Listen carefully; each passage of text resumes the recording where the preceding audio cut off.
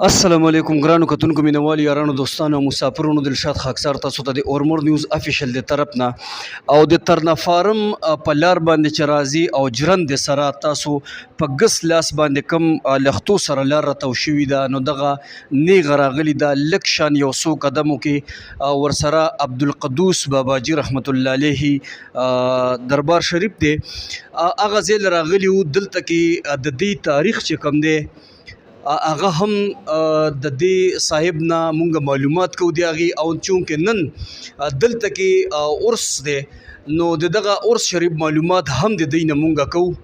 چې دا سویم عرس دی د باباجی. السلام علیکم. وعلیکم السلام ورحمت الله وبرکاته. درته وای صاحب چې ستاسو پرونم څه شي؟ زما جی عبدالصبور نوم مې دی او په پیر صاحب باندې مشهور او دا زموږ د والد صاحب دربار دی او زموږ د نیکه دربار چې کوم دی پرانو غړی کې دی هغه جی زموږ نیکه دی. دا موټر وې نه چې داسې مخامخ وګورئ نوی ګمبد اوس جوړ شوی دی دوباره او دغه زموږ نیکه دی او دا مې والد صاحب دی. د دې پوره نوم څه وي؟ د دې نوم عبدالقدوس باباجی او په دغه کې ورته شیخ المشایخ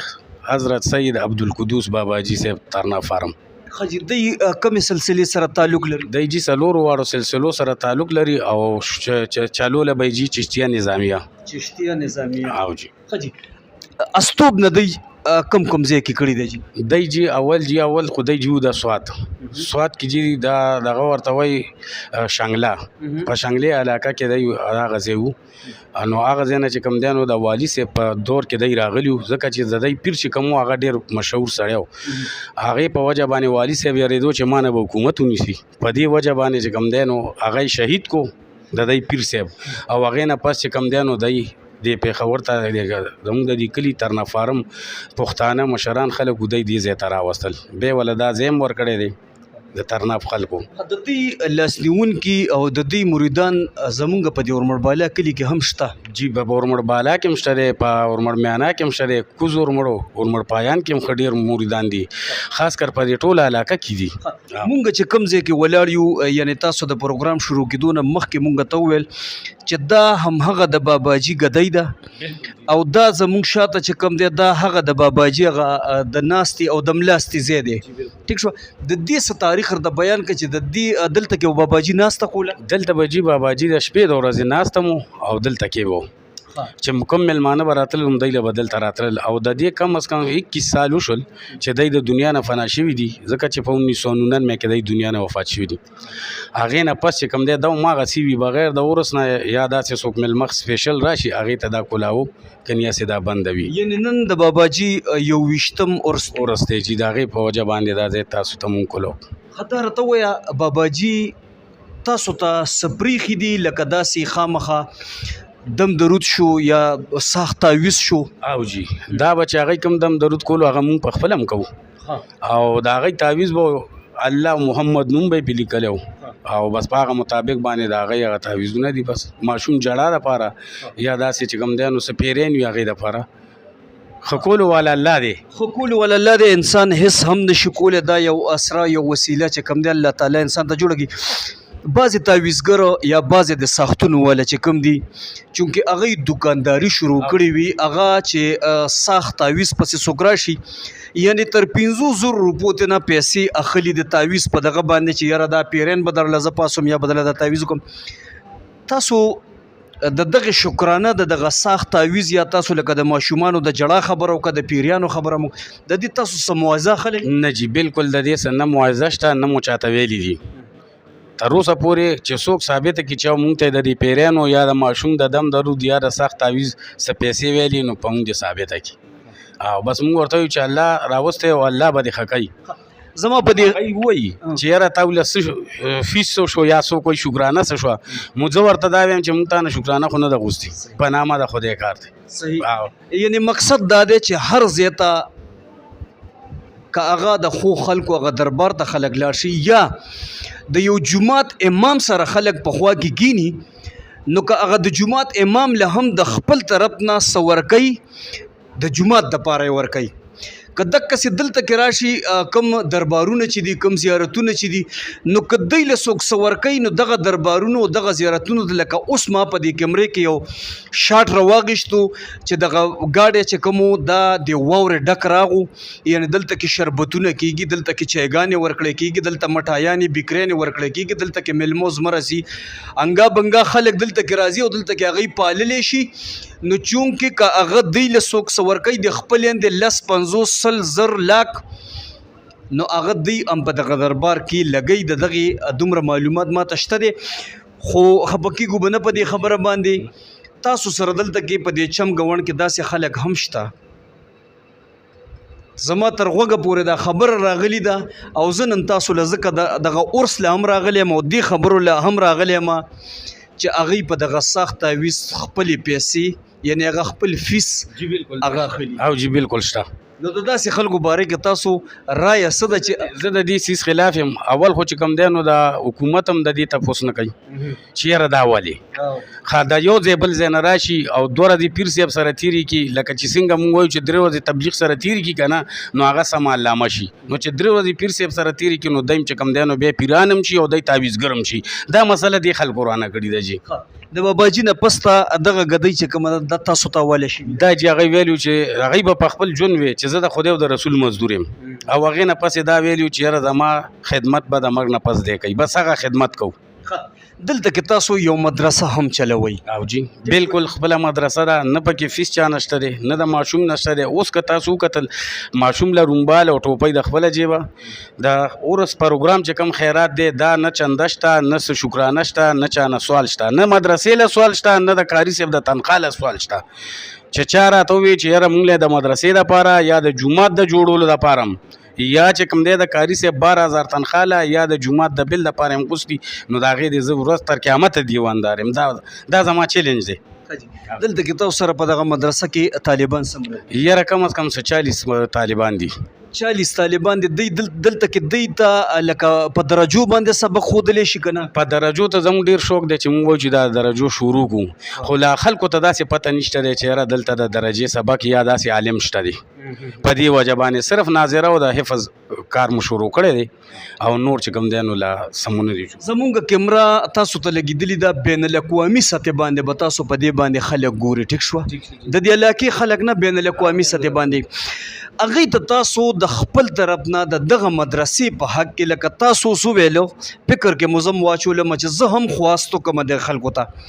چې دلته کې تاسو وایي چې زمونږ شوق کېږي چې دلته کې مونږ په درجو باندې هم سبق شروع کړو او د خلکو ته چې کم دی پته ولګي او دوی د خپل بچي راولي او دلته کې داخل کړي دغسې دی او جی بالکل زه دغه وایم نه فیس الو نه ته پیسې الو بس دی صرف خپل هلکان یا ماشومان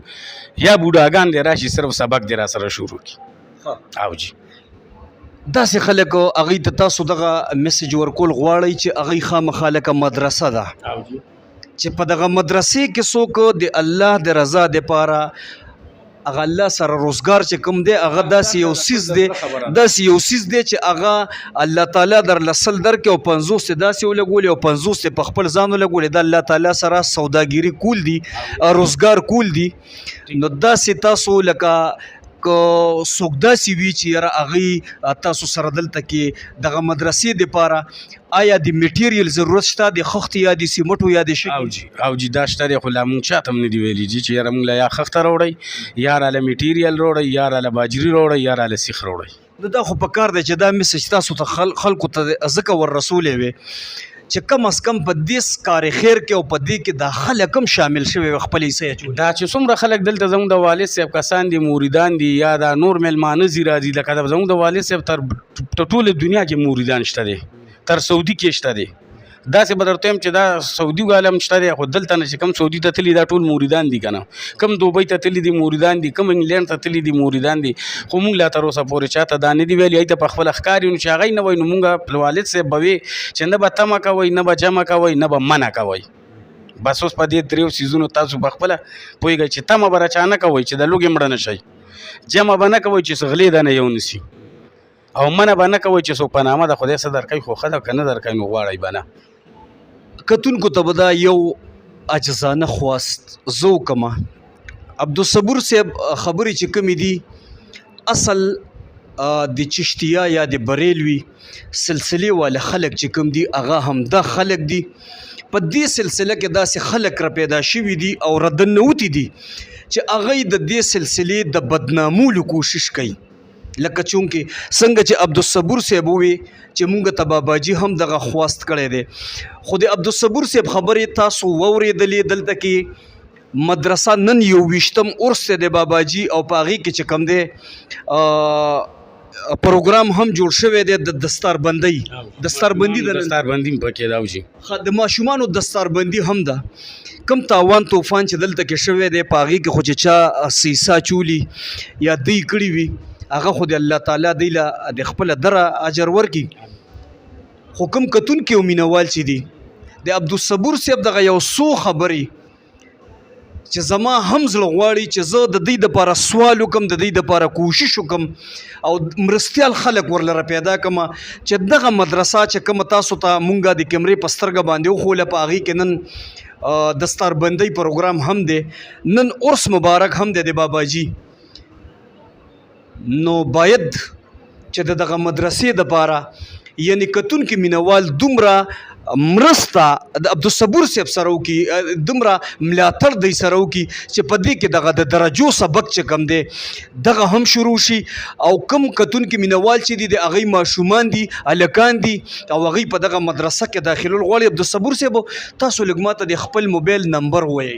0333 916 9018 0333 916 9018 916 9018 دا د عبدالصبور صاحب د کانټیکټ نمبر دی. په دغه باندې تاسو عبدالصبور صاحب سره هغه خلک هم رابطه کولی شئ کوم چې دوی سره مالی امداد کول غواړي. دغه مدرسه ده دا نن چې په کوم